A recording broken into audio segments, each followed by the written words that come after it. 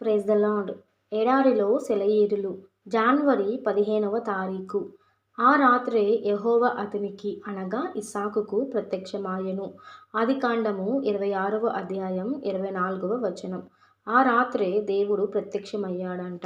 బేర్షెబాకి వెళ్ళిన రాత్రే ఇలా ప్రత్యక్షమవ్వడం ఏదో యథాలాపముగా జరిగిందనుకుంటున్నారా? ఈ రాత్రి కాకపోతే ఏదో ఒక రాత్రి ప్రత్యక్షం జరిగేదేననుకుంటున్నారా? పొరపాటు. బేర్షెబా చేరిన రాత్రే ఇస్సాకుకి దర్శనం ఎందుకు వచ్చింది? ఎందుకంటే విశ్రాంతి పొందింది ఇస్సాకు ఆ రాత్రే. అప్పటిదాకా ఆ ప్రదేశములో అతనికి ఎన్నెన్నో చిరాకులు కలిగినాయి. బావి గురించి దెబ్బలాట లాంటి చిన్న చిన్న చిరాకులు వచ్చినాయి. చిన్న చిన్న విషయాల గురించి పోట్లాటంత చిరాకు మరేదీ లేదు.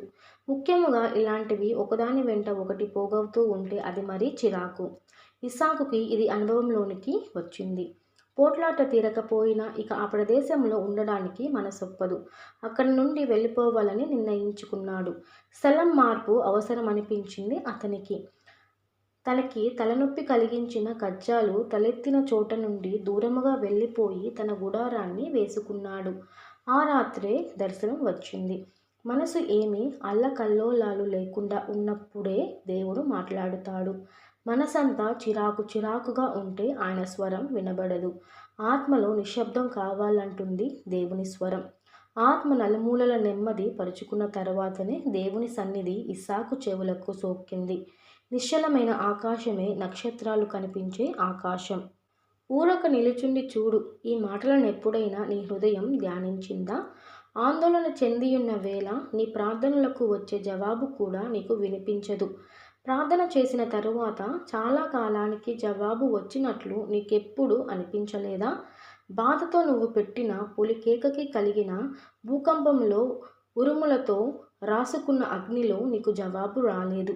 నీ ఆక్రందనలు అంతమయ్యాక, నిశ్శబ్దం అలుముకున్నాక, నువ్వు తలుపు తట్టడం చాలించుకున్నాక, ఇతరుల గురించి నీ ఆవేదనలో నీకు కలిగిన దుఃఖాన్ని నువ్వు మర్చిపోయిన తరువాత నువ్వు ఎప్పుడో ఎదురుచూసిన జవాబు వస్తుంది.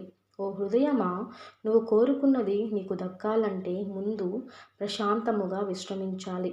నీ వ్యక్తిగతమైన బాధల మూలముగా దడదడా కొట్టుకునే నీ గుండె చప్పుళ్లను ముందు అదుపులో పెట్టుకో. నీ జీవితంలో రేగిన తుఫానును మర్చిపోయి నీ తోటి వారికందరికీ కలుగుతున్న కష్టాలను గురించి పట్టించుకో. ఆ రాత్రే దేవుడు నీకు ప్రత్యక్షమవుతాడు. ఇంకిపోతున్న వరద వెనకాలే దేవుని ఇంద్రధనుసు కనిపిస్తుంది. నిశ్చలత్వలో నిత్య సంగీతం నువ్వు వింటావు. ఒంటరి బాటలో ఒక్కడివే సాగిపో. చింతలు లేని నీ అంతరంగం ఇంతకు ముందెన్నడూ వినని వింత గొలిపే అందమైన దైవ రహస్యాలు వింటుంది. అల్లరి మూక విరుచుకుపడుతుంది. అన్య విషయాల కోసం ప్రాకులాడుతుంది. అన్వేషించు నిర్మల సంగీతం వినిపించే మరో లోకపు ధన్యత స్వరాలను. దుమ్ము నిండిన దాడిని కొద్దు. తెల్లవారుజామున తలతల మెరిసే సముద్రోపరితలములాగా మచ్చలేని ఆత్మను నవనవోన్మేషముగా ఉంచుకో. Praise the lord.